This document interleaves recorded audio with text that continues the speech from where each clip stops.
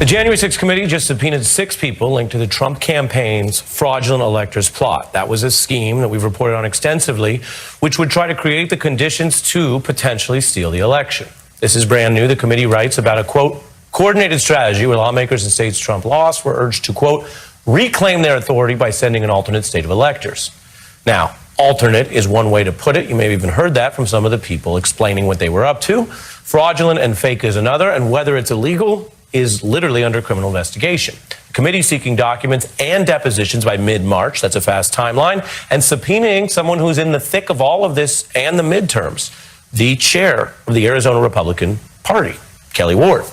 Now, she has been trying to hide phone records from the committee, and the committee says that she's been acting as a, quote, purported Electoral College elector dating back to December 2020.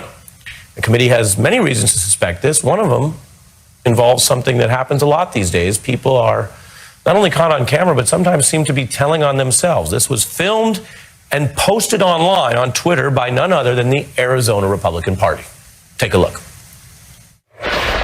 We, the undersigned, being the duly elected and qualified electors for the President and Vice President of the United States of America from the state of Arizona, do hereby certify the following. For President, Donald J. Trump of the state of Florida, number of votes 11. For Vice President, Michael R. Pence of the state of Indiana, number of votes 11. To put it mildly, I'm not sure duly elected means what they think it means. It is never a good idea to publicize your efforts to steal an election, and we've covered this quite extensively and fairly here on The Beat. If you've followed our coverage, you know there are things that might be untrue but are legal. People lying in public about what they think happened in the campaign.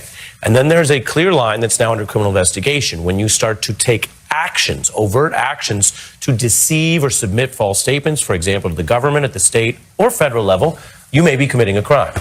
I say that in all seriousness if anybody at the Arizona GOP is watching tonight for future reference. Now, Trump White House aide Peter Navarro has been in the thick of this because he says and admits he was working on what sounded like a related plot, driving towards January 6th to also delay or decertify the results that showed that Biden was the lawful winner. So he denies now being involved or aware of the electors plot, which is striking because he admitted a lot, but not that. The electors plot is something that Trump aide and lawyer Boris Epshteyn did admit to. We'll show you both interviews here on The Beat. Alternate or fraudulent electors. When did you become aware of that plan? That's not part of my remit or on my radar. Are you saying here tonight you never heard about that until it became public in the press, or while you were in government you might have heard about it? That's correct. Yeah. That's correct. Okay. My focus, Ari, was simply on the Green Bay sweep plan. That was the focus. The other stuff not on the radar. But was it on the incumbent departing president's radar? Well, that's a big question. The committee notes in the letter tonight that Ms. Ward reportedly spoke with Trump about election certification issues in Arizona. Here's what the RNC is saying today. They have a story where they say everyone needs to understand they were actually only referring to the electors plot in the now widely controversial and highly rebuked statement that what was going on January 6th was a legitimate political discourse and that activists were engaged in that legitimate discourse.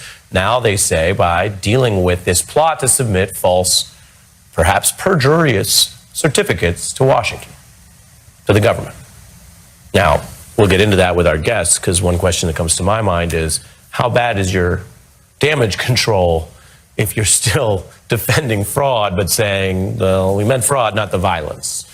You follow the news, so you probably remember that was a very controversial move that Mitch McConnell himself rebuked and broke with because the RNC very clearly defended the violence of that day and falsely lied about it and falsely asserted that it was discourse. It was not. The January 6th committee now has subpoenaed 14 people, though, linked to this scheme already. Those were previous depositions scheduled to begin as soon as tomorrow.